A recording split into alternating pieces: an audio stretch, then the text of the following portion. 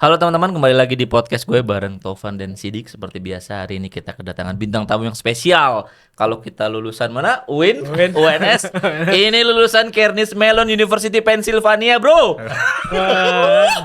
Gimana sih kita sekolah dulu? S1-nya juga di ITB. Ya, sekarang jabatannya adalah Software Engineering Lead di Goto Financial. Kenalin dulu Mas Imre.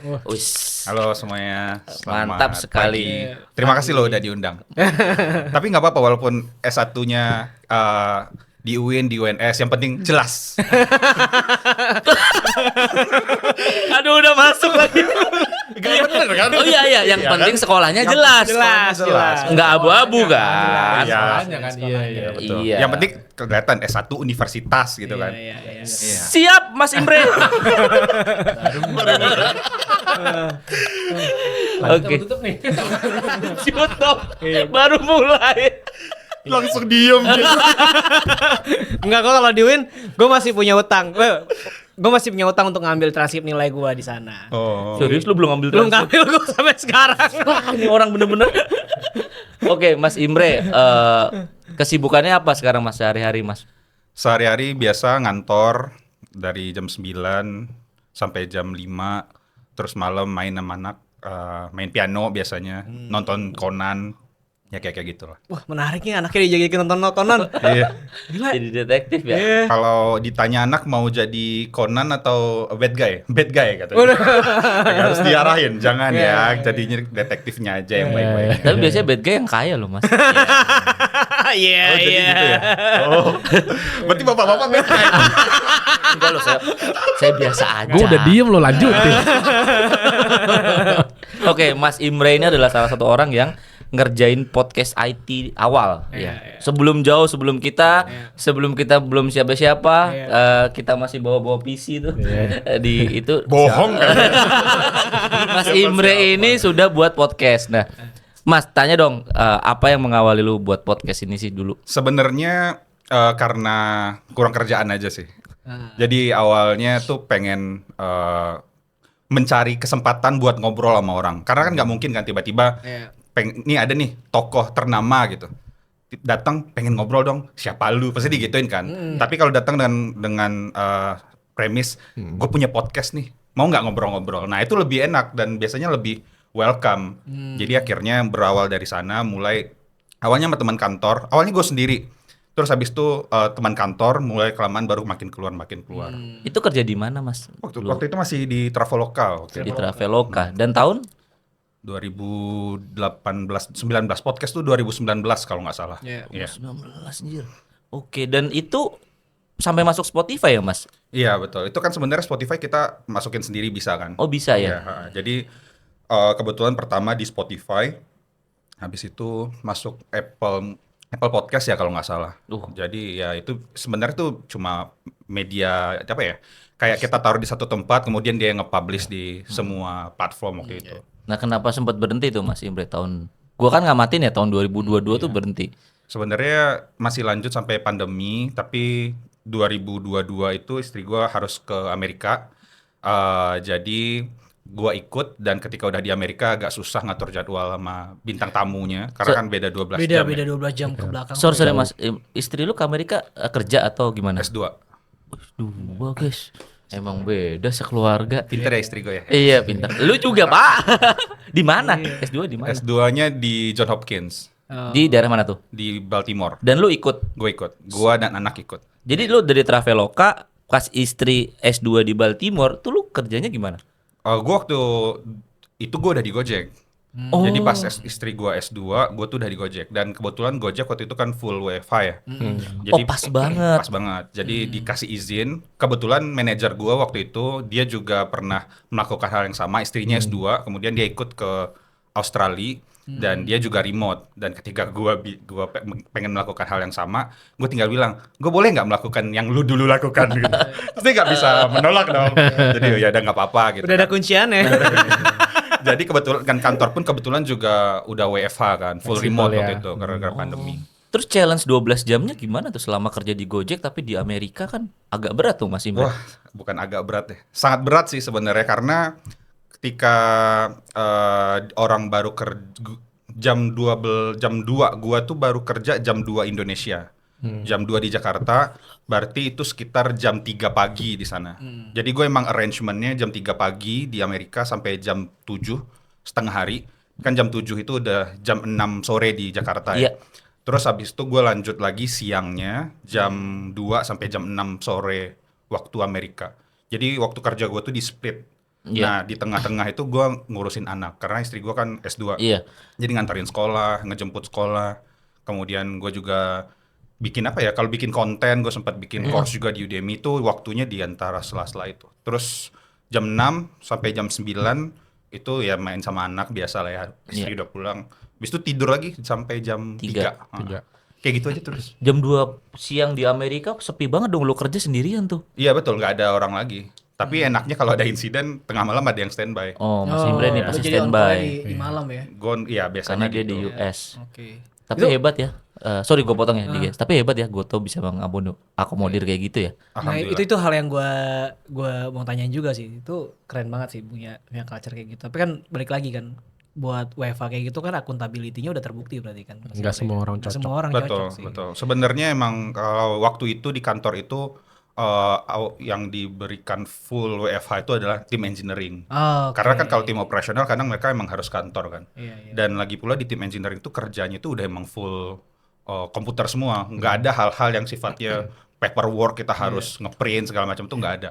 Codingan di Git, Iya. meetingnya online. Jadi ya nggak ada alasan untuk nggak bisa contribute secara online. Iya, asynchronous work-nya juga prosesnya. udah jalan ya. Betul. Itu gua pernah dengar dari ini sih, apa ngobrol sama Mas Gio, Gio, gitu ya. Gio lead gue waktu itu. Itu keren banget sih. Jadi lo organisasi tuh secara accountability, secara asinkronusnya tuh udah jalan. Jadi nggak mengurangi kualitas kerja kan Betul. sebetulnya. Itu culture-nya Gio yang bikin karena Oh. jadi sebenarnya sebelum pandemi itu Gio itu udah mempersiapkan tim. Oh, Udah mulai ada WFA. Gue belum join. Gue join exactly pas hari pertama lockdown. Nah, gue tuh hari pertama lockdown. Jadi gue nggak pernah ketemu teman-teman kantor. Terus ternyata sebelum itu orang-orang itu udah mulai prepare. Mereka nggak tahu ada pandemi ya, tapi pengen prepare aja. Dan pas pandemi, culture-nya udah ada. oh, Jadi enak banget. Ini menarik nih Mas. Jadi developer kan nuntut kerja itu fleksibel, Iya. dimanapun, kapanpun. itu segala macam. Tapi gue penasaran nih, sebenarnya culture untuk WFH itu yang dilakukan developer tuh apa sih? Yang dia bisa match sama culture WFH tuh kerja dimanapun remote gitu. Karena bagi kita nggak semua orang cocok. Ya betul. Nah itu gimana tuh developer tuh bisa ngikutin? Kalau culture menurut si- gua ada dua yang paling penting ya. Yang pertama itu trust. Jadi kalau kita udah trust sama orang itu, apapun yang dia lakukan itu, dia mau melakukan kayak gimana ya udah nggak apa-apa. Oke. Yang penting ketika kita komit, kita akan menyelesaikan ini by segini dan dia datang ngasih tahu hasilnya kayak gini, kesulitannya kayak gini. Nah itu menurut gua udah cukup banget. Yang selalu jadi masalah ketika orang kerja sinkronus itu adalah kita tuh nggak bisa expect mereka itu komit dengan apa yang harus mereka lakukan. Jadi misalkan contoh hal sederhana, stand up meeting. Stand up meeting itu kan salah satu waktu kita kumpul setim dan ngebahas. Dan kalau seandainya kita kerja remote, orang-orang itu datang itu udah jadi tempat at least untuk kita ngesing lah. Ada masalah apa yang kurang dan segala macam. Sisanya kita kerjain asinkronus dan semuanya lewat chat. Dan salah satu hal yang penting lagi itu adalah ekspektasi, nge-manage ekspektasi. Kalau kita ngechat orang, misal gue ngechat lu nih di Lark atau Slack atau dimanapun, gue tuh harus punya ekspektasi bahwa lu itu tidak akan merespon langsung. Jadi misalkan ya udah lu mungkin akan merespon nanti, tapi lu akan respon. Gue bisa punya keyakinan bahwa nanti Sidik bakal ngerespon kok dalam beberapa setengah jam, 1 jam. Tapi gue tahu lu eventually akan respon dan itu udah cukup. Kadang ada orang yang di chat berjam-jam nggak bales. Nah makanya kita perlu tahu kayak berapa lama sih lu bisa mentolerir orang itu untuk ngerespon. Dan kita harus set juga nih, kalau ada apa-apa lu kasih taunya cepet ya segala macam. Jadi itu emang sesuatu yang dibangun bareng tim sih untuk komitmen lu seperti apa, kesepakatan lu seperti apa. Nggak bisa lu tiba-tiba join, lu nggak punya rules. Menurut gua rules itu yang jadi kuncian sama-sama. Nice. Jadi sebenarnya bisa works ya. work from anywhere di Indonesia itu. Bisa. Asal ya Culture-nya ya. memang dibangun culture yang baik. Yang masalahnya banyak yang dari pemimpinnya aja culture-nya. Wah, mulai. Maksudnya pemimpin yang nggak bisa ngatur buat work from anywhere-nya. Oh, kirain pemimpin yang di mana. gitu. Aduh. Tapi emang iya sih itu Tipis-tipis. leader itu menentukan banget gimana timnya. Lead gue tuh nggak di Jakarta. Lo tau lead gue siapa kan? Lead gue bapak yang di Jogja. Iya. Yang Mr. sekarang J. nih. Iya, Mr. J. Iya, Mr. J. Kerjaan yang sekarang. Iya, kerjaan gue sekarang. Dan dia di Jogja. Dia sepedaan mulu tuh. Nah, Iya. lu ngelihat kan dia sepedaan. Iya, sepedaan. Tapi kalau misalkan gue cuma mikir dia sepedaan doang, wah gue udah rusak, gak bisa gue percaya sama dia. Iya. Tapi gue punya Trust. kepercayaan bahwa dia melakukan apa yang harus dia lakukan. Udah itu aja. Kalau dia nggak ngelakuin apa yang seharusnya dia lakukan, kita tinggal ngomong, Iya, Mas kayaknya lu nggak melakukan ini deh. Dan itu jarang banget di gue. Gue kayak kadang ada juga yang orang komplain ya. Gue denger orang komplain di mana sih gini. Terus ya gue mah taunya dia ngerjain ini, gue itu aja. Gue nggak mau mikir macam-macam. Kalau dia mau main sepeda tiap hari ngupload IG story main sepeda, ya udah. Tapi selama dia kalau meeting datang dan segala macam, menurut gue ya udah gitu. Kalau Mr. J mah gue yakin tuh itu kita udah kenal lama. Dia naik sepeda antar provinsi. Bentar lagi antar pulau tuh dia. Pagi-pagi ya dia naik sepeda 100 kilo. 100 kilo gitu ya. Ngapain? Di Jogja tuh. Di Jogja dia. 50 kilo. Dia kalau pamer ke Gomar sama Topan bisa kayak gini enggak di Jakarta. Wah. Dia nggak tahu kalau kita pagi-pagi berjuang di kemacetan kan. Iya. Gue kenalnya Mr. J yang di Solo soalnya. Wah, siapa? Kayaknya gua cut yang itu nanti. Aduh. Tapi dapat konklusinya bahwa kita harus jelas sekolah dari mana. Ya, Ya. karena Gue penasaran deh Mas Imre, itu di organisasi ketika Mas Gio waktu itu setup sistemnya kan, gue denger ini dari banyak orang lah ya. Bro Sidik, sorry gue potong Mas Gio tuh Gio siapa Mas biar Giovanni Sakti. Giovanni Sakti ya, temen bisa search ya. Kalau J biar lurus aja ya, Jasut udah. Jasut ya. Jasut. Makanya Jasut Mas namanya. Jasut Pak Jasut. nama aslinya bukan Jasu juga. Nah, pasti bisa tahu lah kalau di search Iya. ya. Oke. Biar nggak ambigu ini podcast ini. Lanjut sorry gue potong. Gak apa-apa.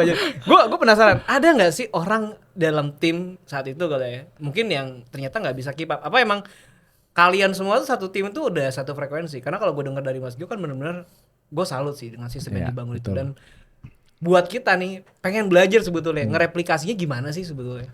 Sebenarnya kalau lu tanya di dalam tim ada nggak? Kalau misalkan menurut gua tuh yang membedakan tuh adalah bagaimana lu mau-hire people. Itu yang akan menentukan nanti orang di tim tuh kayak gimana. Oke. Jadi kenapa gua bisa ngomong kayak gitu? Karena kan GTF itu ada akuisisi beberapa perusahaan ya. Kan dulu namanya GoPay, terus habis itu ada Mitrans. Itu perusahaan itu datang dari hiring culture yang berbeda juga. Oh iya. Skill set yang berbeda juga. Tapi pada akhirnya nge-merge itu tuh nggak gampang. Kalau gua ngerasa ya itu prosesnya lumayan lama lah. Gue sering protes juga dulu ke Jasut. Ini kok dibiarin kepisah aja sih kayak gitu. Kita nggak pengen nyobain nyatuin ini gitu. Dan ketika kita mulai nyatuin culture segala macam, lagi-lagi ngeset ekspektasi, itu pada akhirnya semua orang itu jadi bisa tahu, oh ternyata si Imre tuh cara kerjanya kayak gini, si ini tuh cara kerjanya kayak gini. Jadi semuanya saling menyesuaikan. Tapi emang gue merasa kita butuh emang ada orang yang ngasih tahu rules-nya kayak gini gitu. Bukan rules dalam artian aturan yang memaksa ya, tapi cara kerja kita bareng-bareng kayak ginilah gitu. Kalau biasa kita ada daily stand up, perlu hadir, terus kemudian kalau ada insiden kita perlu join, itu hal yang dibangun ada prosesnya, nggak cuma gue bikin aturannya ada baseline-nya, tapi kan along the way lu bakal menemukan titik-titik kayak aturannya kayak gini, tapi apakah gue bisa melakukan kayak gini gitu. Ya kita fleksibel aja, kalau emang kita perlu melakukan perubahan, kita lakuin perubahan. Dan itu yang bikin kalau menurut gue dua tim yang mungkin hiringnya itu berbeda jadi bisa nyatu lagi. Dan itu nggak gampang sih, emang GTF itu kalau gue boleh bilang ada banyak perusahaan yang diakuisisi dan nyatuin culture orang-orangnya tuh yang makan waktu. Tapi lu akhirnya bisa berhasil bikin benang merahnya. Iya betul. Benang merahnya semoga jadi mereka tuh punya konsensus lah. Ini ada hal yang kita respekin bareng, yang kita sepakati bersama. Betul. Di bawah Mas Imre ada berapa programmer kalau boleh tahu? Gue tuh bukan engineering manager, Iya. gue tuh tech lead. Tapi kan kalau kayak Jasut tuh engineering manager. Gue tuh tech lead di sebelahnya Jasut. Iya. Nah di bawah kita tuh ada sekitar 13 orang. 13 ya. 13 orang, ada 3 tim kecil, 13 orang. Dan ya mungkin udah mature semua ya masalah culture. Oke, Mas Imre kita bahas deh. Mas Imre kan lulusan ITB ya. Ush, ada pepatah bilang tuh, kalau lulusan ITB jangan kerja. Kenapa? Jadi gubernur. Waduh, jangan. Bukan. Belum selesai premis gua. Aduh. Ngeri juga ya. Kalau lulusan ITB bangun startup atau perusahaan aja, karena kalau pasti ngelamar nanti kasihan lulusan lain gak dilirik katanya gitu. Keren banget. Tapi sepengetahuan gua dan sepengalaman gua memang lulusan ITB keren-keren ya. Not to mention banyak orang berprestasi dari universitas lain juga. Cuman ya yang gua kenal ITB emang gokil-gokil. Kemarin kita ngundang CEO di coding dari ITB juga. Senior. Mas Imre habis dari ITB kerja di mana, Mas? Agak lucu, gue kan elektro ya. Iya, Serial gue elektro. Tapi agak lucu kalau ditarik mundur ke belakang. Jadi dulu dari SMP, SMA itu gue pengennya masuk informatika. Ya. Jadi di informatika, kemudian kalau ITB kan STE ya. Akhirnya gue masuk STE di tahun pertama itu biasanya STE itu apa? TPB. Sekolah Sekolah tinggi. Teknik Elektro dan Informatika. Oke. Kan Oke. kita penjurusan tuh tahun kedua kalau di ITB. Jadi di tahun pertama itu ada kuesioner 3. Jadi kalau di zaman gua itu anak stay, kuesioner itu cuma buat kayak ngelihat orang ini punya interest kemana. Sementara jurusan lain itu kuesioner itu emang kebalik. Kalau kuesioner di stay itu buat nentuin orang ini mau kemana sih. Dan biasanya dulu lu milih apa dikasih itu. Kalau di jurusan lain kuesioner tuh cuma untuk minat. Jadi kalau misalkan lu di geologi itu apa ya? FITB namanya, ilmu teknologi kebumian. Jurusan favoritnya geologi. Orang-orang tuh kuesionernya geologi itu belum tentu dapat geologi. Kalau di stay itu pasti dapat. Jadi 3 kuesioner pertama kedua itu gue milihnya informatika. Karena gue memang pengen informatika. Iya. Yang ketiga kebetulan abis ada olimpiade olahraga di ITB. Yang menang tuh elektro. Jadi gue ngeliat anjir keren nih anak elektro. Gue pilih elektro aja deh gitu. Dan akhirnya gue masuk elektro. Selama elektro tuh nggak ada masalah sebenarnya. Cuman gue merasa menyesal memilih elektro itu ketika gue daftar S2. Jadi Oke. gue tuh pengen setelah dari elektro tuh gue pengen kerja sebagai software engineer. Oke. Tapi kan gue elektro, gue di robotik dulu. Ngoding juga sih, tapi kan agak beda ya dunianya. Dan ketika gue lulus ITB pengen daftar S2, gue tuh ketolak semua universitas yang pure computer science. Karena gue nggak ada background computer science. Yes. Akhirnya gue keterima di CMU itu software engineering, itu pun departemennya elektro. Jadi ada jurusan software engineering di Silicon Valley. Oke, jadi dari ITB langsung S2 ya? 2 tahun kerja. Nah, Oh. kerjaan gue pertama itu software engineer iOS engineer. Wow. Iya, gue habis lihat tweet lu. di Icehouse. Sebut saja namanya. Iya, gue habis lihat tweet lu tadi lu masuk iOS development lagi setelah 10 tahun. Memang awalnya Kerjaan pertama gue adalah itu. Iya, di Icehouse. 2 tahun. Niat gue adalah gue kerja. Itu interview pertama gue setelah ketika di ITB dan gue dapat langsung gue ambil offernya. Yeah. Tanpa gue tahu ada perusahaan apa lagi sih. Pokoknya software engineer aja. Dan untungnya di sana tuh juga gue belajar banyak. Dan di situ gue berpikir ya udah deh 2 tahun itu gue pakai untuk nyari pengalaman biar bisa nutupin background elektro gue. Dan ternyata juga nggak ngaruh karena setelah 2 tahun kerja gue daftar tuh gue kena tolak yang tadi gue ceritain itu. iya. Jadi akhirnya udah gue ambil yang software engineering di departemen elektro. Itu pun lucu sebenarnya. Gue tuh nggak peduli gue mau kuliah di kampus apa. Jadi gue search Google University in Silicon Valley. Wah, Oh my god. Jadi gue cita-cita gue pengen ke Silicon Valley ya. padahal kan banyak ada Stanford di gue sana. nggak tahu Stanford. Iya. Carnegie Mellon pun gue nggak tahu. Terus gue apply lah. Gue daftar 5 ETH Zurich, kemudian Urbana Campaign, gue lupa berapa lagi. Salah satunya Carnegie Mellon yang di Silicon Valley. Dan dari 5 gue keterima 1. Dan waktu gue daftar LPDP, kampus yang gue masukin kebetulan software engineering Silicon Valley. Jadi gue dapet dan gue nggak ribet ngurus ganti-ganti segala macam. Nah setelah di Silicon Valley baru gue tahu satu fakta. Gue pernah ngobrol sama teman gue. Terus dia bilang gini, ini CMU ini kampus top 5 di Amerika. Terus gue bilang, yang bener lu. Iya, emang lu nggak tahu? Lah gue nggak tahu. Gue cuma daftar kampus yang ada Silicon Valley-nya doang. Dan dan di situ makanya gue juga agak shock. Gue nggak pernah research kampus di Amerika. Gue pengennya, ya udahlah selama di Silicon Valley dekat sama perusahaan-perusahaan di sana dan ya udah itu gue ambil. Wah hidup gue melarat lah di sana. Uang LPDP 1.500 waktu itu. Untuk rent aja tuh sharing berlima satu apartemen itu sampai 800 900. Dapat dari LPDP 1.500. Iya.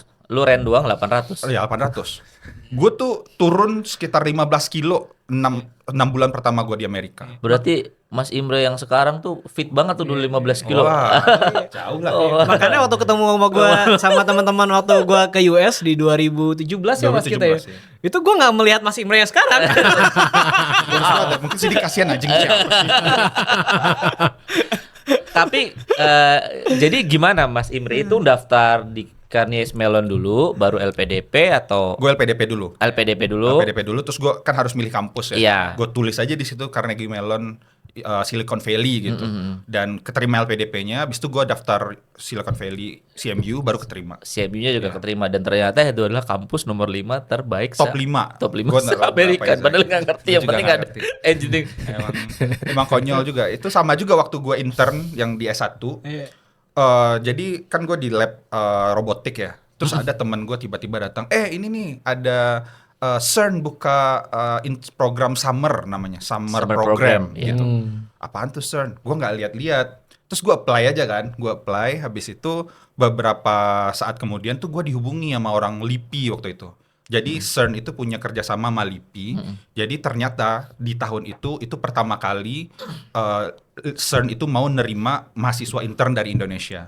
Oke. Jadi dia minta bantuan ke LIPI waktu itu, sekarang BRIN ya namanya. Dan untuk menyaring orang-orang yang daftar. Jadi dia ngasih listnya terus disaring lagi sama LIPI waktu itu. Dan gue masuk salah satu di sana. Pas nyampe di sana dia ada tour kan. Terus diceritain, ini kalian pernah dengar istilah God particle nggak? Dia nanya. Wah ini kan yang di film Da Vinci Code itu. Iya. Itu ditemukannya di sini kata. Terus, hah beneran? Terus kan dia ada apa namanya akselerator partikel. Iya, asal partikel. 100 meter di bawah tanah itu bener-bener. dibawa turun ke sana. Gue di titik itu ngerasa anjir gue kok bisa sampai sini. Itu Di negara mana Mas Sori? di Swiss itu. Di Swiss. Dan itu panjang juga lah ceritanya. Waktu itu kan kita nggak ada uang ya, kita miskin loh. Jadi kita akhirnya harus nyari sponsor buat berangkat di sana. Akhirnya bukan CERN-nya sih, kedutaan Swiss itu mensyaratkan satu orang itu punya uang 6.000 Swiss franc kalau nggak salah. 6.000 Swiss franc itu untuk 2 bulan apa 3 bulan. Pokoknya dari 3 orang yang berangkat tuh cuma 1 yang dibiayain CERN. 2 lagi tuh kita harus nyari sendiri. Dan dari 6.000 Swiss franc yang disyaratkan waktu itu, kita cuma kekumpul setengahnya. Kita kekumpul 6.000 tapi buat berdua. Iya. Jadi dibagi 2 kan. Terus kita berangkatlah dengan uang itu. Terus pas ngurus visa gimana? Kita pinjam uang sana sini. Pinjam uang lu dulu dong, taruh di rekening gue biar pas gue masukin visa itu ada kelihatan. Dan lucunya orang kedutaan ini lu ada duit segini, pas persis duit gue 6.000 buat ngurus visa. Kamu ada duit segini, setelah kamu balik dari Swiss, kamu mau hidup pakai apa gitu ya? Terus gue bingung. Nanti saya cari lagi deh. Gue gituin aja di kedutaan gue bilang, nanti gue cari lagi. Hebat. Nah, tapi lucunya karena CERN itu adalah jadi kalau lu ke CERN, lu tuh dianggap tamu diplomatik. Jadi ketika lu tamu diplomatik, visa lu tuh kecil kemungkinannya ditolak. Gokil. Pas gue tahu fakta itu ngapain gue susah-susahnya ngumpulin 6.000. Akhirnya setelah visa itu dapat, gue balikin lagi uang-uang itu ke orang-orang. Transfer lagi. Pokoknya itu, dan di sana hidupnya juga agak pas-pasan sih. Teman gue yang dapat 6.000 tuh hidupnya happy dia. Ya lucunya waktu gue ke Paris kena jambret. Iya. Jalan ya. Terus udah susah kena jambret. Temen gue yang satu lagi ngeledakin microwave di apartemen. Jadi dia harus ganti. Terus gue ngomong, anjir, kita udah kayak gini duitnya susah juga ya dapat duit. Tiba-tiba kita harus membayar hal-hal yang tidak jelas kayak gitu. Ya itu sih ada banyak cerita lucu di balik keterima di CMU, keterima di CERN segala macam. Mas Imre ini udah menemukan P2P lending ya sebelum ada. Ya, untungnya waktu itu gue nggak bayar bunga ya. Tapi Mas Imre tahu nggak sih itu CERN tuh seprestis itu? Gue nggak tahu Research sampai not gue clear. di sana. Jadi kayaknya CERN ini software di Swiss ya. Kita apply aja. Bener-bener. Gue tuh terinspirasi dari senior gue. Jadi di ITB itu ada zamannya waktu itu gue lihat senior itu pada intern di perusahaan luar negeri. Oh, Kayak Toshiba Jepang. iya. Giri itu kayaknya Giri, Toshiba deh. Giri itu di Jepang. Ya, Mas internship. Giri Gue nggak tahu apakah di internship, tapi dulu tuh intern di Toshiba Jepang. Gue pengen juga. Ya. Jadi semua itu gue cobain. Yang Iya. nempel ini CERN. Jadi gue kayak, yaudah gue berangkat gitu. Tahu di sana baru wah jadi ini tempat. Ternyata ini, research gitu. got partikel gue. Jelek banget riset gue, tapi somehow gue merasa hoki karena gue bisa dapat kesempatan itu. Kayaknya of karena course. doa ibu kali ya. Mantap sih ya itu ya kalau orang kita kan berangkat dari nggak punya duit semua ya emang agak Iya. susah ya. Coba kalau dapat privilege, gua nggak menyalahkan orang privilege ya. Mungkin Mas Imre gampang ya, gampang ada duit 6.000 gini berangkat nggak usah gembel-gembel di sana. Sekolah juga lebih fokus kan. Betul. Gue S1 tuh bidik misi. Oh, Jadi gila lu hebat sih Mas. Hebat Jadi- Gokil. Hebat Baru tuh. tahu gue Mas. gila, gue S1 tuh bidik misi. Jadi bapak gue tuh meninggal pas gue umur 8 tahun. Bapak gue tuh dokter. Jadi gue selalu ngejokes ke ibu gue. Wah, papa nih kalau hidup sekarang SMA bawa Mercy gitu. Sekarang bapak gue spesialis obgyn. Wah, udah tinggal di Durensat ya itu? Belum, gue masih di belum. Padang kan. Oh, masih di Padang. Bokap gue tuh meninggal umur gue 8 tahun. Terus dari 8 tahun itu sampai gue SMA itu nyokap gue dari uang simpanan dan segala macam aja hidupnya. Iya. Jadi waktu mau apply ke ITB tuh gue inget banget ngurus surat miskin. Ngurus surat miskin. Buat daftar beasiswa. Iya. Terus habis itu ngurus lah dapet daftar Iya, iya. beasiswa BIUS waktu itu, beasiswa ITB untuk semua. Tapi waktu itu program bidik misi pertama juga Sri Mulyani Gokil. waktu itu kalau nggak salah ya. Dan akhirnya dapet. Gue awalnya masuk ITB. Nah ini tantangan agak beda juga sih. Iya. Jadi waktu nyampe ITB, gue tuh belum tahu gue tuh jurusan apa. Karena yang diterima program beasiswa itu tulisannya jurusan ditentukan kemudian katanya. Padahal gue udah apply to stay, abis itu perminyakan. Tapi pas gue keterima beasiswa, jurusan ditentukan belakangan, tapi lu harus ikut matrikulasi dulu. Dan ikut matrikulasi nanti di ujungnya ada ujian lagi. Jadi gue ujian masuk ITB itu 2 kali. Masuk ITB-nya, kemudian untuk dapetin stay-nya. Nah, di situlah akhirnya gue dapat stay dan dapat beasiswa bidik misi. Ini orang bener-bener from zero bro. Bidik misi habis itu ke CMU. Mas, kan pernah magang di IB juga ya? Itu Iya. gimana tuh ceritanya yang IB? Sekocak itu juga kan? Ya, ada cerita ini cerita lucu Berarti sebenarnya. waktu ketemu di Iya. 2017 Iya. lu di eBay kan? Di eBay Lagi gua. di eBay kan? Iya. Itu Jadi- nggak ngangkat-ngangkat kertas kan? Enggak kan? Nggak yang motoin barang bekas IB itu kan?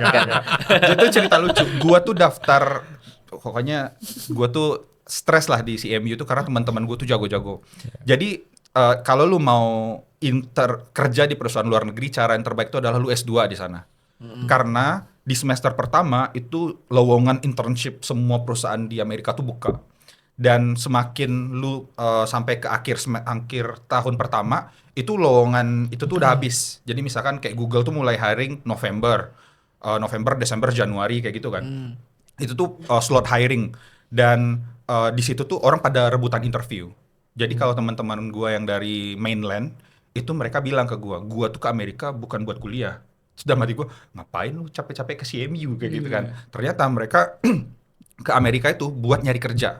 Tujuan utama gua kesini adalah cari kerja. Jadi mereka akan melakukan apapun, securang-curang apapun buat dapetin kerja. Dan jadi kompetisi gua tuh waktu itu sama-sama teman-teman dari mainland itu, mereka udah punya kan kalau habis interview itu biasanya sharing soal lu apa sih gitu. Mereka pada share di grup. Ya kita gimana ya, gue minoritas ya di sana ya. Kebalik. Gue di sana minoritas, gue nggak bisa bahasa China, tapi mereka itu nge-share soal interview itu dalam bahasa Mandarin dan mereka punya grup sendiri, Iya. mahasiswa Chinese CMU gitu lah. Lu nggak pakai Duolingo? Nggak, belum ada waktu itu. Miskin mau subscribe apa Iya. lo gitu. Kalau dia masuk grupnya juga kan aneh. Dan mereka tuh dapat info di sana. Oh. Ada senior mereka yang udah di Google, mereka bisa dapat Ah, referral. iya, Jadi iya, ada Gila, banyak relasinya kuat networknya banget. ya. itulah Iya. udah nggak apa ya, kalau menurut gue udah starting pointnya nggak sama. Iya, Betul, betul. iya. Tapi ya udah. Jadi akhirnya gue coba-coba gagal. Gue tuh sampai gagal 20-an lebih interview buat internship. Oh my god. Karena gue kan agak kesulitan ya, algoritma data structure tuh gue nggak terlalu strong. Gue nggak kayak Gogo tuh gila lah. Iya, Dia olimpiade gitu kan. Dan gue kok nggak strong, tapi gue tahu strength gue di mana. Jadi ada sampai gue tuh 20 kali interview tuh gue gagal karena algoritma structure data. Sampai ada satu interview yang nggak melakukan itu. Tesla waktu itu. Tesla itu ngasih problem bikin aplikasi dan gue bikin aplikasi itu dan gue pakai dong semua yang udah gue pelajari di Ice House dan ternyata gue keterima dari situ. Gue dapet offer Tesla. Setelah gue dapet offer Tesla, gue pegang nih offernya. Waktu dia sampai minta konfirmasi itu gak panjang. Di situ gue kirim email ke recruiter. Gue udah pegang offer Tesla nih. Gue mau apply interview di tempat lu, internship sorry. Dan abis itu langsung dibalas, termasuk eBay waktu itu. Pinter juga lo jadi Bergen ya. Gue udah punya nih. Gua udah punya nih. Gue bayangin ya, gue cuma Tesla, teman-teman gue megang offernya Google, Facebook. Jadi mereka udah pegang offer Google, Facebook. Mereka nge-reach out recruiter Google, Apple. Gue udah ada nih Google, Facebook. Lu mau nggak nge-interview gue? Kayak gitu. Iya. Permainannya jadi kayak lebih gila lagi lah. Dan akhirnya di situ gue pegangan pertama dan gue reach out recruiter sampai akhirnya eBay itu nge-reach out gue dan dia bilang lu mau interview nggak kayak gitu. Terus gue bilang lu bisa interview kapan? Gue harus ngasih kepastian ke Tesla by besok hari Jumat gue bilang. Itu dia nelpon hari Kamis, Jumat pagi interview dan gue masih ingat persis. Gue jam 9 interview, jam 12 atau jam 1 tuh gue pergi Jumatan naik sepeda. Terus dia nelpon gue lagi sepedaan. Kita ngasih offer gitu. Offernya lebih bagus dari Tesla. Iya. Jadi Tesla tuh termasuk yang busuk sebenarnya. Iya. Dan offernya lebih bagus, akhirnya gue ambil di sana dan itu yang akhirnya gue ambil. Gue dapat 3 atau 4 offer, tapi akhirnya gue ambilnya eBay dan itulah. Karena intern di sana itu gede ya gajinya ya. Ya tergantung lu di mana. Iya. Kalau lu di Google, Facebook Itu tuh jelas pasti. 2017 lu bisa dapat 50 sampai $60 per jam. Iya. Per jam. Agak banyak ya. Agak banyak ya. Iya. Per Pak. jam. Iya, kita ngabisin jam kerja aja di sana. Iya, makanya duit dan lucunya kalau lu intern di Amerika, anak intern di perusahaan US itu tuh dimanja. Iya. Jadi mereka bikin party, sering tiap Jumat tuh ada party. Dan ternyata itu strategi mereka untuk ngasih return offer. Jadi kalau anak-anak intern ini senang ketika internship, ya udah nanti pas mereka nawarin lu mau ambil return offer kita nggak? Nah itu buat narik lagi. Apartemen gue sharing berlima. Pas gue intern di eBay, gue dikasih satu apartemen full furnish buat gue doang. Sampai gue bingung aja nih gue di sini mau ngapain. American Dream dong lu. Wih, American Dream bro. Betul. Mendadak langsung jadi OKB. Iya. Kalau ada kamera udah flexing ya kali. Gue beli iPad nggak mikir waktu itu. Oh, itu langsung gemuk Mas, langsung makan. Lu bayangin ya, waktu gue masih kuliah tuh gue Uber Eats, Iya. beli nasi biryani kan porsinya gede ya kalau Iya, di iya, orang iya. India. itu gue bagi 4-5 kali makan. Iya. Pas intern 1 kotak gue makan. Iya jadi ya itu sih makanya gue selalu bilang hidup di Amerika tuh enak duitnya, Iya. tapi untuk membesarkan anak gue rasa gue tidak akan melakukan itu. Oke. Kenapa Mas? Kok membesarkan anak? Karena ya banyak hal-hal yang nggak sesuai lah sama apa yang gue percaya. Iya, iya. Ya misalkan di sekolah aja tuh bahaya kayak gue pernah nyari sekolah anak gue di Baltimore itu FYI itu kota dengan tingkat kriminalitas Iya, tertinggi salah di satu Amerika, tertinggi. nomor 3 di Iya. Amerika. Dan gue nggak pernah datang ke sekolah tuh kayak penjara karena kaca sekolah tuh ada kerangkeng besi kayak gitu. Gue bilang ini gue ke penjara atau ke sekolah? Karena apa? Karena itu karena banyak school shooting. Ya. Dan Iya, jadi iya, gue benar. juga gue nggak kebayang ngegedein anak di sini. Walaupun sebenarnya ada banyak orang Indonesia yang ngegedein anak di Amerika ya. Mungkin mereka udah terbiasa dengan itu, tapi gue tidak melihat gue berada di posisi itu aja sih. Apalagi gue pernah meeting jam 2 pagi di depan apartemen gue ada yang door kayak gitu. Cowboy aja. Cowboy aja anjir nih gimana. Jadi Gan- gue nggak merasa Legal di sana. Tapi bisa menunjukkan ya kalau teman-teman di mainland tuh connectionnya terus gimana cara Mereka dia. mayoritas paling banyak juga Iya. penduduknya di dunia kan. Betul. Iya. Dan di CMU tuh persentase orang-orang Cina itu cukup tinggi. Asian itu dominasi. Chinese dan India itu mendominasi di CMU. Iya. Jadi kalau lu datang ke CMU itu lu nggak kayak ketemu orang-orang bule kayak gitu. Iya, iya. Kalau lu S2 ya, tapi kalau lu S1 masih banyak. Iya. Ya, ini Nah, sama. Mas, mungkin pengen nanya ini sih Mas. Lo kan udah bertemu dengan banyak tipe nih ya. Sekolah di ITB. Di ITB udah levelnya tinggi dibanding kita ya. Anda lulusan mana? UNS. Anda UI, cuman N-nya. N-nya. Iya. Gak apa-apa, yang penting jelas. Jelas lah. Ijazah udah ngambil belum? Ijazah udah. Gak apa-apa. Udah selamat. Biar gak ambil, yang penting Ini orang belum ngambil transkrip loh. Lanjut. Di ITB kan udah salah satu kampus terbaik di Indonesia kan. Terus lo internship juga di eBay kan. Gitu. Yang pasti gue jamin gak ngangkat kertas, gak ngambil minuman ya kan. Terus lo masuk kerja juga di perusahaan gede juga. Nah, sebenarnya skill apa nih dibutuhin supaya lo bisa compete dengan yang di lokal kampus terbaik, kemudian lo intern di eBay. Apa sih skill dibutuhin developer kita? So, apakah skill nggak ngebaca riset sebelum ngeklik sesuatu Mas? Atau itu skill tersendiri? Atau Atau ada skill tambahan nih tadi insidernya harus dikuatin insider gitu kan. kuat Iya. gitu? Atau berani gila gitu kan? sebenarnya kalau sampai sekarang gue merasa yang penting itu adalah communication. Komunikasi, Iya. oke. Buat gua kayak algoritma struktur data tuh udah sulit. Dan ketika lu harus menjelaskannya itu menurut gua jadi berlipat-lipat sulit, berkali lipat sulit gitu. Dan ketika lu nggak bisa ngomong bahasa Inggris lancar, ngejelasin dalam bahasa Inggris lancar, itu udah jadi satu hal yang bikin kita jadi nggak bisa compete sama orang-orang. Dan kalau orang Indo kan tipikalnya adalah cenderung diam, pasif gitu. benar. Dan kalau gua ngelihat itu yang bikin kita jadi susah untuk maju. Jadi kalau ada apa-apa ngomongnya belakang, nggak dibilang ke orang yang lebih rame. Misalkan kita lagi meeting nih, ngomongnya ke sebelah doang kayak gitu. Benar. Jadi Benar, itu setuju yang gua. bikin kita tuh nggak bisa compete sama orang-orang mungkin yang lebih vokal. Dan gue tuh ini gue nggak stereotip ya, tapi gue pengalaman, gue tuh tinggal dengan teman-teman India. Gue 4 orang India, jadi gue udah deket banget dan gue tahu karakter mereka. Dan teman-teman gue yang berempat ini, at least gue nggak bilang semua orang India, bacot semua. Iya. Wah. Dan tapi mereka kerjanya ada yang kerja di Apple, ada yang kerja di mana. Sebenarnya kok lu bisa sih? Iya, karena mereka ketika interview tuh bisa ngejelasin. Iya. Dan interview di Silicon Valley itu nggak susah, Convincing. gampang. Iya. Dia pede banget orang. Pede banget, Bener. Padahal gue tahu ini si anjing nih mau ngerjain tugas besok, deadline-nya nggak dikerjain, baru paginya dikerjain.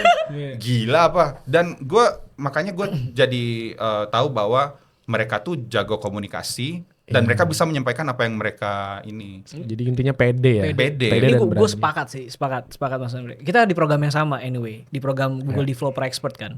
Gue sama Mas Imre. Gue dulu kan pernah ada ya kalau kita GD itu kita diinterview dulu sama GD Betul. lain kan gitu kan. Ada momen di situ lah dan gue juga sempet nginterview GD lain nih. Ada Mas Imre kalau korelasi ke tadi ya ke teman-teman India ya. Ini bukannya apa gitu ya, tapi buat pembelajaran kita semua lah. Betul.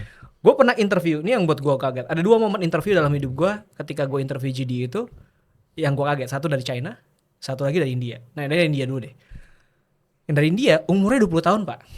20 tahun. 20 tahun Muda banget ya? dia masih kuliah. Dia masih kuliah, nyambi kerja.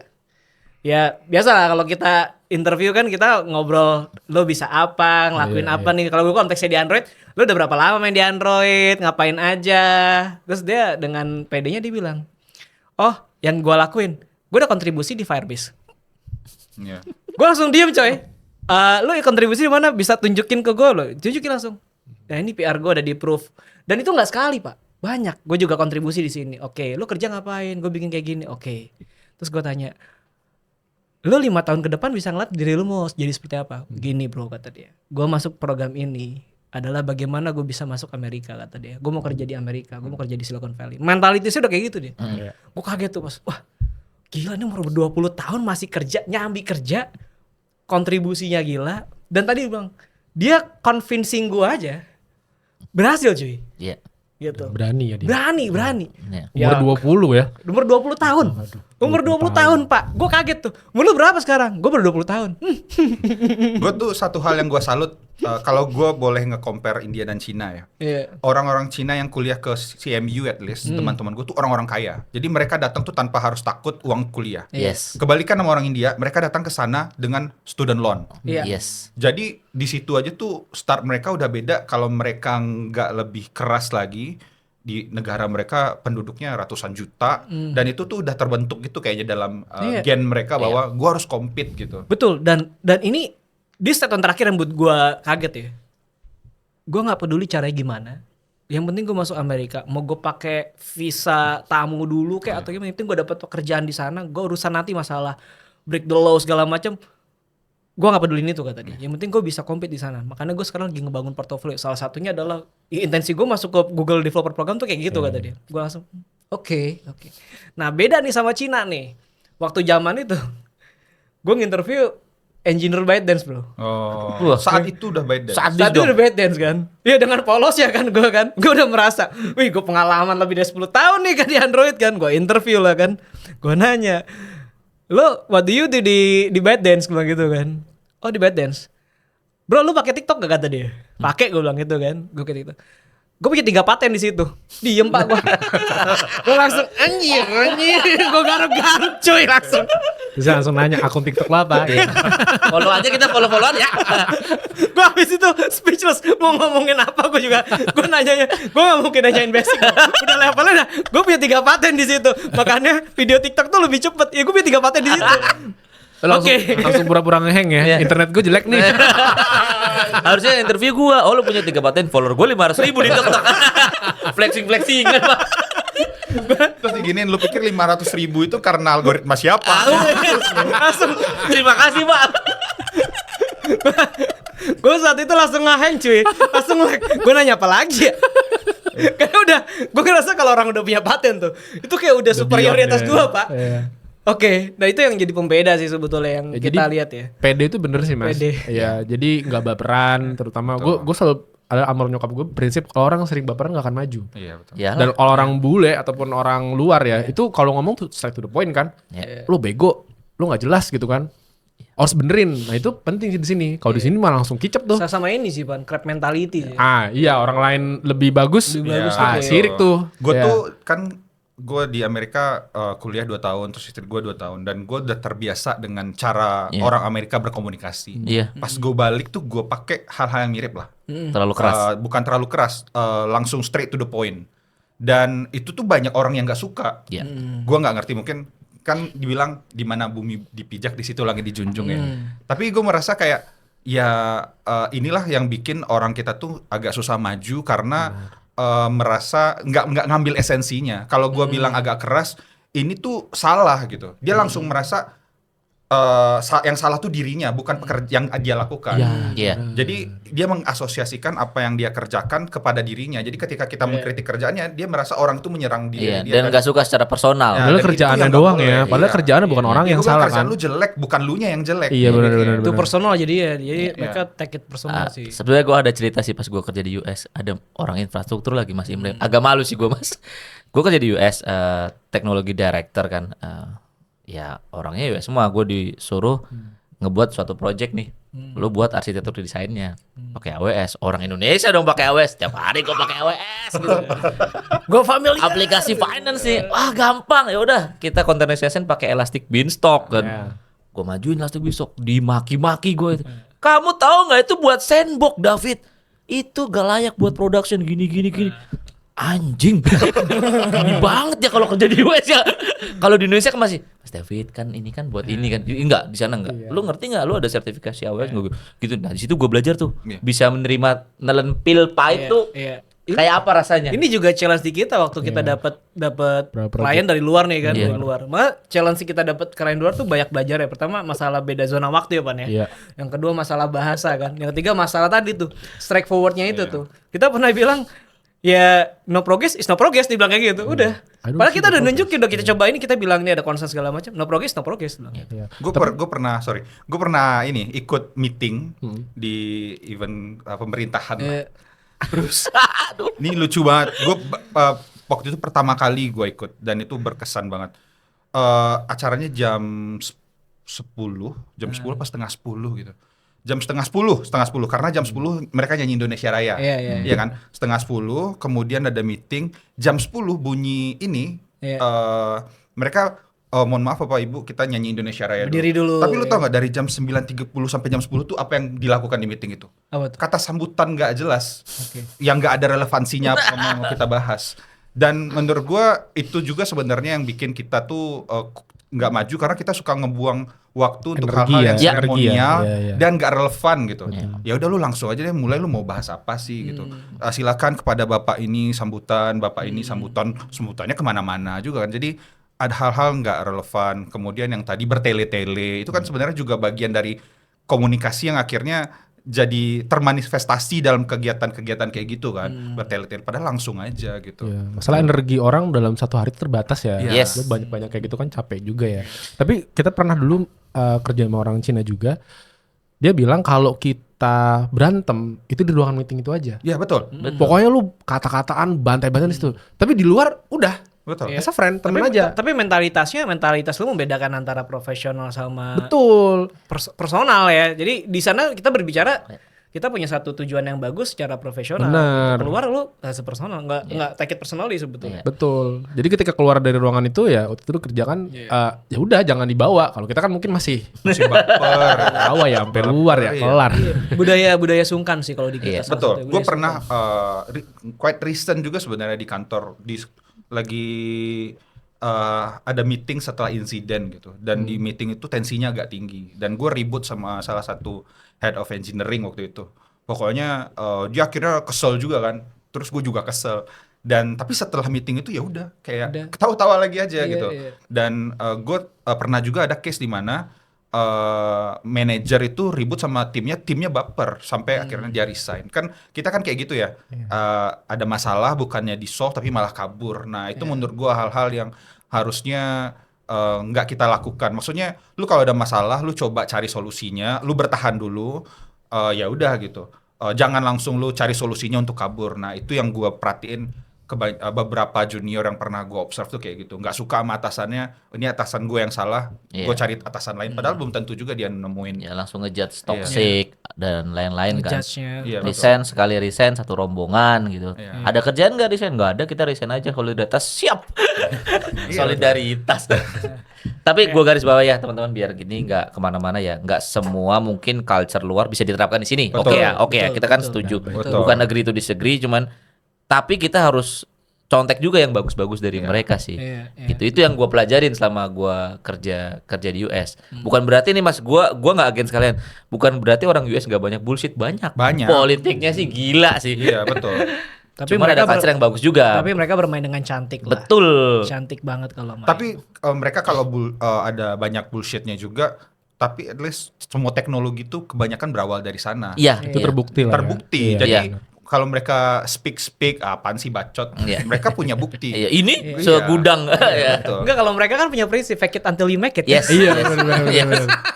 Kalau kita fake it forever. Kita fake it forever. Forever fake it and destroy. Until never know. Destroy. Udah mas, kita nggak lanjut lagi project ini. Udah ganti bosnya. Gitu. Iya, udah ganti bos. Pasti bapak-bapak familiar. Masih Kalau seru kita banget nih. terusin mah nyebur jurang ini bareng nih. Enggak, masa kalau Mas Imre tuh ya, kalau ada aplikasi pemerintah yang jelek, dia sebesarnya ke kita coy. Iya. Langsung japri. Pasti dik pas depan, ini lo yang buat bukan? betul. Ini kerjaan lu bukan? Kalau sampai lu yang buat. Waktu itu dia baca Pan Imre nanya, enggak dik lu bilangin bukan, itu bukan kita yang ngerjain. Oke, kita tarik lagi. Terus masih ingat kan cuma ada tuh. Apa ya waktu itu ya? Ada yang jelek. Banyak lah pokoknya. Oke lah. Mas Imre sekarang sibuk apa nih mas? Pelajarin teknologi latest apa nih mas? Sebenarnya nggak ada gimana ya? Saya ngikutin AI, masih nyobain buat bikin sesuatu lah. Kan dari dulu iOS pernah bikin produk, tapi nggak suka. Akhirnya decide buat pindah ke cloud sama backend. Iya. Dan yang gue rasain adalah ketika gue ngerjain API, gue tuh nggak bisa bikin produk. Dan ngejual produk API kan nggak gampang ya. Iya. Niche banget lah Iya ya. betul. Dan jadinya gue pengen cita-cita gue tuh adalah bikin produk. Dan dengan ada AI ini gue jadi terbantu banget. Gue jadi bisa bikin web dengan cepat. Jadi gue sekarang instead of terbawa dengan hype yang kayak cloud code, kemudian cloud bot, gue tuh lebih cenderung make gimana itu bisa ngejawab apa yang gue butuhin aja. Kalau gua belum butuh kayak punya AI yang changing life tuh ya udah gua nggak usah, gua bikin apa yang gue pengen aja. Kayak bikin mobile apps, Iya. kemudian bikin apa lagi sih? Website, Iya. dan itu yang sekarang lagi gua kerjakan tapi dengan AI dan hal-hal itu aja sih. Lebih ke nge-replace skill set yang belum sempat lu dalamin dulu ya. Betul. Jadi bisa lu fokus tetap ke cloud and back end tapi lu punya skill set yang lain dengan AI. Betul. Kalau Bapak Topan punya kekhawatiran namanya sebenarnya. Apa tuh? Sampai aja, Pak. Apa tuh? Yang soal apa nih? Ya, Engineer. Engineer. Oh. Kalau dia sebagai CEO pusing dia sebetulnya. Ini ke manusia gimana ini? Apa gimana engineer lu jadi kurang jago apa gimana? Sebenarnya gini bro, lahir ini tukar pikiran ya. Sebenarnya tukar lah kita. lahir AI ini kan salah satunya adalah orang bilang replacement human. Apanya? Replacement human. Oh, replacement. Lo gak akan ganti gitu kan. Nah, permasalahannya lulusan kita itu kan punya gap segini nih, 1 ke 10. Dia lulus kan baru 2 nih ya. Iya. Nah, orang dengan skill set sekarang dituntut langsung punya 6 kan. Iya betul. Karena kalau enggak gue kan replace dengan AI. Kalau dibayar cuman sebulan nggak sampai 20. $20 nggak sampai 300 ribu kan. 100 lah ya. $100 paling lah. 100 lah, ya. Iya. Tuh, nah itu gimana tuh lo menyikapi hal tersebut nih? Kondisi kayak gini, karena jujur gue resah. Karena apa? Setiap gue interview, ya kan, atau dari tim gue dapet interview, skillsnya tuh make AI tuh just only tools. Jadi ya dianya punya mindset nggak nyampe, make tools yang sama-sama nggak nyampe nih. Nggak Jadi ketemu. bodoh ketemu bodoh kan? Ya kalau film Dono orang buta tuntun orang buta gitu ya. Jadi Nggak, hasil promnya kocak, outputnya kocak kan? Iya. Udah tuh, itu gimana ya? Maksudnya gue jujur resah banget sih sama Sidik tuh. Resah banget gitu. Maksudnya, ini gimana ya lulusan kita gitu ya? Karena kita suruh tes nih, kita tes pakai AI boleh kan gitu. Dari tesnya aja promnya lucu-lucu. Jadi lu mau punya mobil Ferrari, tapi yang bagus sepeda angkot gitu kan? Ya lu bohong ngebukanya. Gue nambahin konteksnya Mas Indra. Karena sekarang nyari kerjaan susah. Gitu kan. Faktanya susah ya, Pan? Susah. Di sisi kitanya. Susah juga nyari orang bagus. Ya, padahal lulusan banyak ya. Iya, lulusan banyak. Kalian harusnya berkontribusi terhadap 19 juta lapangan pekerjaan. Ada 19 juta lapan padel. Ini mendingan podcast sama dia Ainun kelar sih. Berlima ya kita ya. Ainunnya di situ ya. Tutup channelnya. Gua ngelihat yang tadi ya. Sebenarnya kalau gue ngerasa emang di titik ini tuh yang paling kasihan tuh emang junior. Berarti sama nih sama Junior kita nih. itu Sama pikirannya. gimana ya? Kalau junior itu lulus tanpa punya fundamental, tanpa punya pola pikir yang bagus, menurut gua itu udah kalah banget. Nggak usah dia bisa bikin prom bagus, tapi lu bisa menghasilkan prom bagus itu karena apa sih? Karena lu berpikir lu mau ngeprom apa kan? Iya. Apa yang harus lu sampaikan? Lagi-lagi itu tentang gimana lu mau menyampaikan apa yang ada di pikiran lu, walaupun bentuknya teks lu type bukan ngomong, tapi lagi-lagi itu lu harus menyampaikan apa. Dan menurut gua junior itu sekarang harusnya bukan ketika kuliah ya, at least ketika di masa sekolah yang harus mereka persiapkan tuh gimana ngelatih pola pikir itu. Dan sebenarnya gue nggak menyalahkan situasi juga dengan banyaknya AI, orang-orang tuh pasti merasa gue pengen belajar gimana pakai AI-nya, gue pengen nyobain bikin AI-nya. Tapi yang mereka lupa untuk bisa menggunakan itu, lu harus punya beberapa hal dulu. Kayak lu harus paham fundamental, kemudian lu harus tahu permasalahannya apa sih istilahnya? First principle, kenapa Iya. lu harus Iya, iya. menyelesaikan problem itu. Iya. Nah itu tuh hal-hal menurut gue penting. Gue nggak bilang lu harus belajar C atau Java, enggak. Itu tuh hal yang gampang. Tapi ketika lu udah punya tadi C, Java, TypeScript dan segala macam itu tuh udah hal yang gampang. Jadi makanya yang harus dipelajari itu adalah hal yang sifatnya fundamental, yang ngelatih Iya, lu iya. berpikir itu seperti apa. Kalau punya problem, approach lu kayak gimana. Dan menurut gue exercise yang paling baik adalah ketika lu punya problem, lu jangan nge-solve problem itu dengan satu cara. Tapi sebelum lu kesana, lu buat alternatif apa aja yang bisa lu lakukan dan lu timbang. Dan proses belajarnya tuh lebih di sana kalau menurut gue. Dan junior kalau bisa melakukan itu, ketika dia udah ketemu AI, dia udah bisa selevel senior sebenarnya. Tapi kalau dia nggak ngapa-ngapain terus pakai coding agent, ya hasilnya kayak gitu, sampah juga. Kocak emang. Kita sampai bahkan berpikir ya, di NBS apa perlu nih ya, kalau misalkan harusnya kita juga lagi mempertimbangkan itu gitu. lu pakai coding agent, ngoding nih.